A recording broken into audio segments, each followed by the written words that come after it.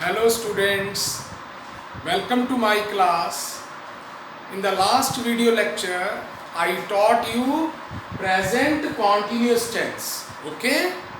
And before that, I taught you present indefinite tense. We have completed two tenses, okay? Today I will teach the third one, the present perfect tense. Present perfect tense को हिंदी में वर्तमान पूर्ण काल भी कहते हैं, ठीक है।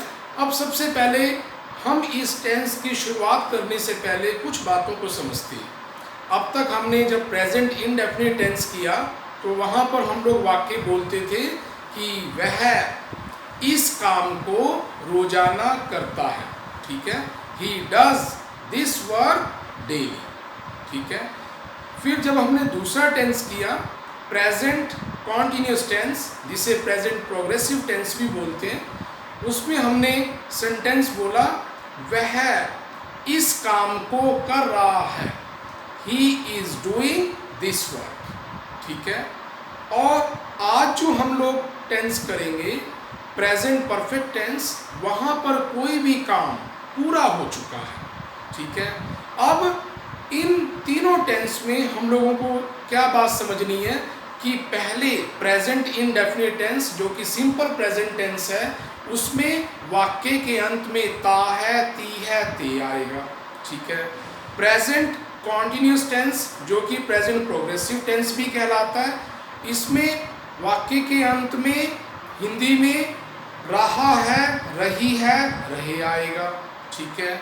और जो आज हम टेंस करने जा रहे हैं उसमें हर वाक्य के अंत में चुका है, चुकी है, चुके हैं, कोई काम कर लिया है, परफेक्शन की तरफ है कि कोई काम पूरा हो चुका है। इन तीनों टेंस का मैंने थोड़ा सा कंपैरिजन आपके सामने किया।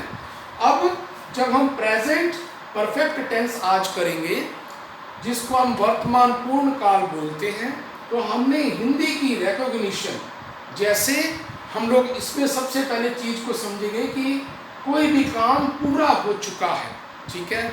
जब हम कोई काम पूरा हो चुका है बोलेंगे तो वाक्य के अंत में चुका है, चुके हैं, चुकी है, लेकिन क्योंकि मैंने ये काम कर लिया है तो लिया है भी सेंस आती है, ठीक है। मैंने उसको पेन दे दिया है मतलब दे चुका हूँ, ये सेंस भी आएगी, ठीक है। और फिर इसकी इंग्लिश में पहचान क्या होगी, सब्जेक्ट के बाद हैज या हैव आएगा। मीन्स अगर हमारा सब्जेक्ट ही है, शी है, इट है, एनी नेम है, कोई सिंगुलर थिंग या पर्सन है, तो हम लोग हैज को लगाएंगे, ठीक है। उसके बाद वर्ब की थर्ड फॉर्म को लगाएंगे, फिर ऑब्जेक्ट को लगाएंगे, ठीक है।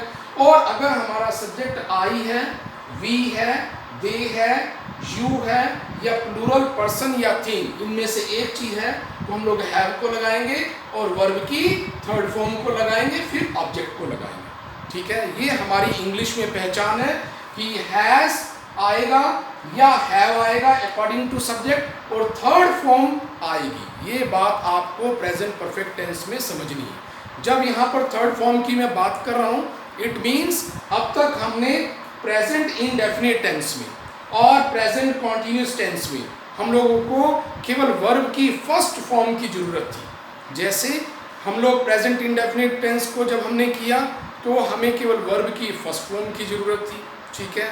और वर्ब की फर्स्ट फॉर्म जैसे सिंग, गो, वाटर, वर्क, स्टार्ट, सी, कंप्लीट, किल, राइट, ये सभी मेन वर्ब है और ये वर्ब की फर्स्ट फॉर्म है। जब प्रेजेंट इंडेफिनिट टेंस किया तो हमने कभी इनके साथ एस, कभी ईएस, कभी वर्ब की first form same as it is रखी अकॉर्डिंग टू सब्जेक्ट। और फिर जब प्रेजेंट कॉन्टिन्यूस टेंस किया तो हमने इसी वर्ब की फर्स्ट फॉर्म के साथ एक प्रकार से आईएनजी लगाया। सब्जेक्ट के अकॉर्डिंग हमने इज़ामार का प्रयोग किया, फिर वर्ब की फर्स्ट फॉर्म के साथ आईएनजी का प्रयोग किया। अब क्योंकि हम प्रेजेंट परफेक्ट टेंस कर रहे हैं तो इसमें हमें वर्ब की थर्ड फॉर्म की जरूरत है, ठीक है। सेकंड फॉर्म हम जब पास्ट टेंस करेंगे तब डिस्कस करेंगे, तो हमें वर्ब की थर्ड फॉर्म को भी अच्छे से याद करना होगा। वैसे तो ये सभी मेन वर्ब्स जो हैं इनकी फर्स्ट फॉर्म भी याद करनी है, सेकंड फॉर्म भी याद करनी है और थर्ड फॉर्म भी याद करनी होगी, हमने अगर टेंसेस अच्छे से कर दें, ठीक है। और पहली फॉर्म को प्रेजेंट फॉर्म कहते हैं, सेकंड फॉर्म को पास्ट फॉर्म कहते हैं और थर्ड फॉर्म को पास्ट पार्टिसिपल फॉर्म कहते हैं, ठीक है। आज मैं कुछ आपको थर्ड फॉर्म करता हूँ, जैसे फर्स्ट फॉर्म सीन की, थर्ड फॉर्म संग होगी, और गो की गोन होगी, वाटर की वाटर्ड होगी, वर्क की वर्कड होगी, स्टार्ट की स्टार्टेड होगी, सी की सीन होगी, कंप्लीट की कंप्लीटेड होगी, और किल की किल्ड होगी, और राइट की रिटर्न। और वैसे अगर हम एज एक प्रकार से फर्स्ट और सेकंड फॉर्म तीनों याद करना चाहें तो बहुत अच्छे तरीके से हम लोग कर सकते हैं, मेलोडियस तरीके से कर सकते हैं। Sing sang sung, go went gone, water watered watered, work work work, start started started, see saw seen, complete completed completed, kill killed killed, write wrote written. आपने देखा कई जो फॉर्म्स ऑफ वर्ब हैं उनकी सेकंड भी same है और third भी सेम है, ठीक है। और अब जैसे मैंने आपको बताया कि हम लोग प्रेजेंट परफेक्ट टेंस में किसी भी काम को पूरा हो चुकने की हम लोगों को संदेशा मिलता है, एक पता लगता है कि ये काम पूरा हो चुका है, तो वाक्य के अंत में चुका है, चुके हैं, या कोई काम हमने कर लिया है, ये सेंस आएगी। और इंग्लिश में पहचान मैंने आपको बताई है कि हैज़ हैव प्लस में वर्ब की थर्ड फॉर्म। कई बच्चे कंफ्यूज हो जाते हैं कि हैज़ कहाँ आएगा। अगर हमारा सब्जेक्ट इन 5 चीज़ों में से है, he she it any name singular thing या पर्सन, तो हैज़ लगाएंगे। अगर हमारा subject I we they you plural thing या पर्सन, तो हम लोग हैव लगाएंगे और प्लस में वर्ब की थर्ड फॉर्म लगाएंगे। और फिर उसके बाद अगर ऑब्जेक्ट रिक्वायर्ड है तो ऑब्जेक्ट लगाएंगे, ठीक है। अब हम लोग तीसरी बात जो पैटर्न और रूल्स को फॉलो करेंगे, पॉजिटिव सेंटेंस बनाते समय हमारा सब्जेक्ट आएगा और अकॉर्डिंग टू सब्जेक्ट हम लोग हैज़ हैव का प्रयोग करेंगे, प्लस में थर्ड फॉर्म का यूज करेंगे, उसके बाद ऑब्जेक्ट का। जैसे मैं आपके सामने एक पॉजिटिव सेंटेंस बनाता हूँ, शी हैज संग ए सॉन्ग, वह गाना गा चुकी है। इसका नेगेटिव, शी हैज नॉट संग ए सॉन्ग, वह गाना नहीं गा चुकी है, ठीक है। इसका इंटेरोगेटिव पैटर्न, हैज बाहर आ जाएगा, हैज शी संग ए सॉन्ग, इंटेरोगेटिव साइन, क्या वह गाना गा चुकी है। और इंटेरोगेटिव नेगेटिव में हैज दोबारा से बाहर लेंगे, हैज शी नॉट संग ए सॉन्ग, इंटेरोगेटिव साइन। तो आपने देखा ये पैटर्न किस प्रकार से पॉजिटिव सेंटेंसेस बनेंगे, किस प्रकार से नेगेटिव, फिर इंटेरोगेटिव, फिर इंटेरोगेटिव नेगेटिव। फिर इसके बाद इसके एक प्रकार से हम लोग बोलेंगे 4 यूजेस हैं, किस पैटर्न में हम लोग जब सेंटेंसेस बनाएंगे, इसी पैटर्न का यूज करते हुए हम लोग किस कंडीशंस में प्रेजेंट परफेक्ट टेंस का यूज करेंगे, तो मैं ये भी आपको बताना चाहूँगा। पहला use, for just completed actions, वह काम जो अभी अभी हुए हैं वहाँ पर हम प्रेजेंट परफेक्ट टेंस का प्रयोग करेंगे। जैसे my brother has just gonna out, मेरा भाई अभी अभी बाहर गया है, ठीक है। और यहाँ पर देखा माई ब्रदर सिंगुलर है, हैज़ लगाया है, फिर जस्ट लगाया है, फिर वर्ब की थर्ड फॉर्म गोन लगाई है, ठीक है।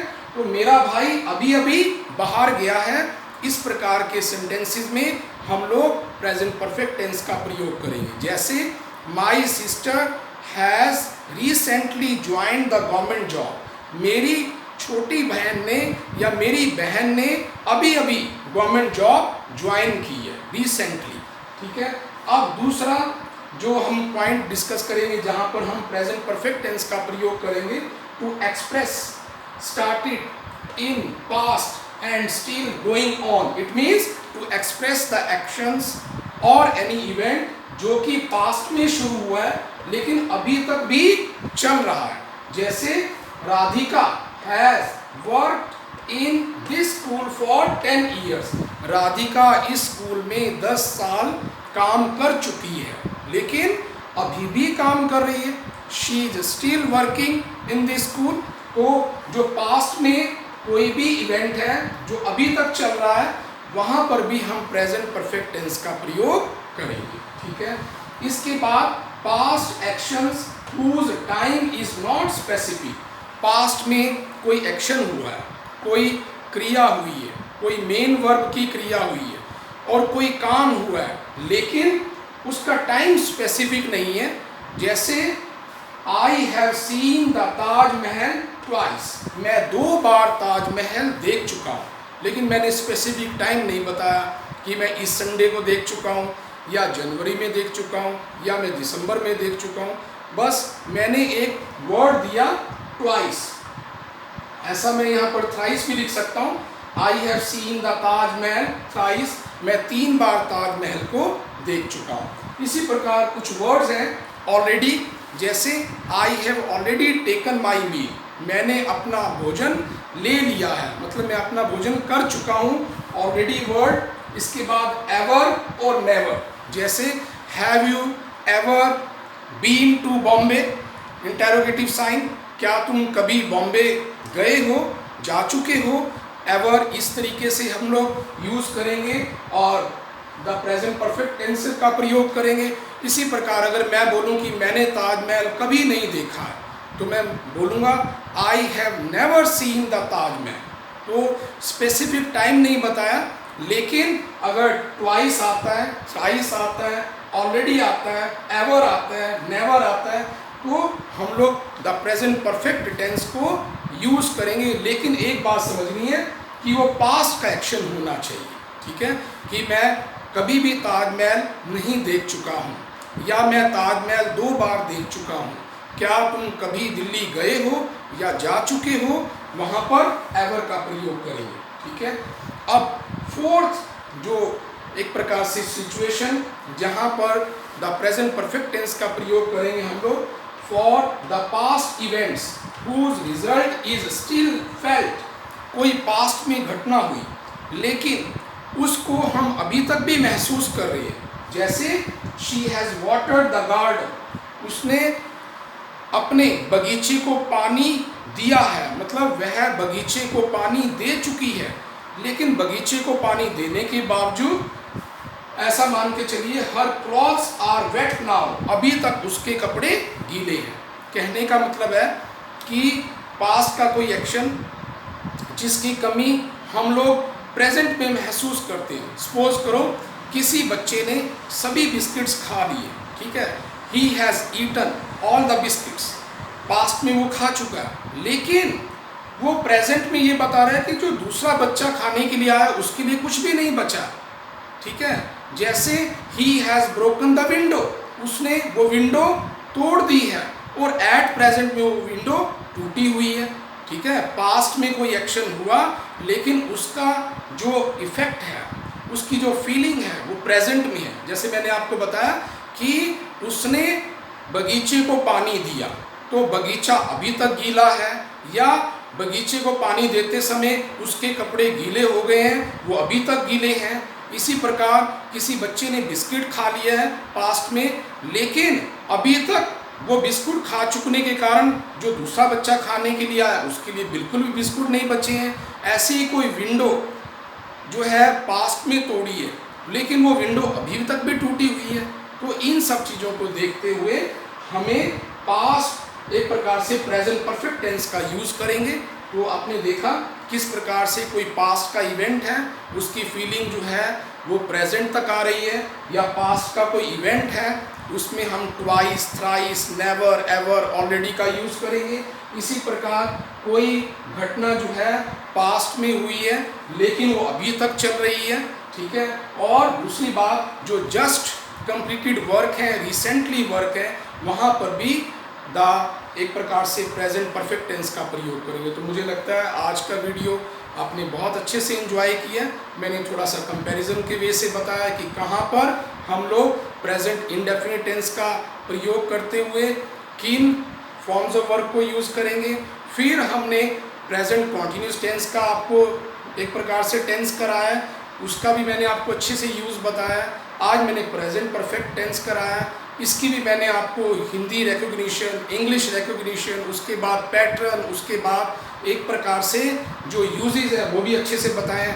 लास्ट में एक बारी मैं सेंटेंस से कंपैरिजन करते हुए आपको तीनों टेंसेस के बारे में ब्रीफ करके इसे वीडियो लेक्चर को कंप्लीट करता हूँ। जैसे अगर मैं किसी वर्ड को लेता हूँ, मेन वर्ब को सिंग, तो सिंग का अगर मैं सेंटेंस बनाता हूँ तो प्रेजेंट इंडेफिनिट में बोलूँगा शी सिंग्स ए सॉन्ग, वह एक गाना गाती है।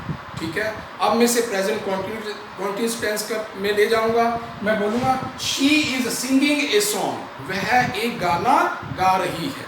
ठीक है, अब मैं इसे प्रेजेंट परफेक्ट टेंस में लेके जाता हूँ कि शी हैज संग ए सॉन्ग, वह एक गाना गा चुकी है। तो इन तीनों सेंटेंसेस के कंपैरिजन से आपको पता लग चुका होगा कहाँ पर पॉजिटिव सेंटेंस का प्रेजेंट इंडेफिनिट टेंस है, कहाँ पर प्रेजेंट का कॉन्टिन्यूस टेंस है, कहाँ पर प्रेजेंट परफेक्ट टेंस है, कहाँ पर वाक्य के अंत में ता है, ती आ रहा है, कहाँ पर वाक्य के अंत में रहा है, रही आ रहा है, कहाँ वाक्य के अंत में चुका है, चुकी है आ रहा है। इन तीनों प्रकार की स्टेटमेंट से, इन तीनों प्रकार के सेंटेंसेस से हम अच्छे से समझ जाएंगे कि हम कौन सा टेंस कर रहे हैं, हिंदी में उनकी क्या पहचान है और इंग्लिश में हमने किन किन चीज़ों का यूज़ करना है। तो मुझे लगता है ये तीनों टेंसेस आपने अच्छे से किए, तो मैं आपको ज़रूर कहूँगा कि इन चीज़ों को नोट कर लें और इन द कंपैरिजन अगर सेंटेंसेस आप बनाएंगे तो बहुत अच्छे से समझ पाएंगे और अच्छे से लिख पाएंगे, अच्छे से इंग्लिश अंडरस्टैंड कर पाएंगे, अच्छे से इंग्लिश बोल पाएंगे। Okay, thank you very much, have a nice day.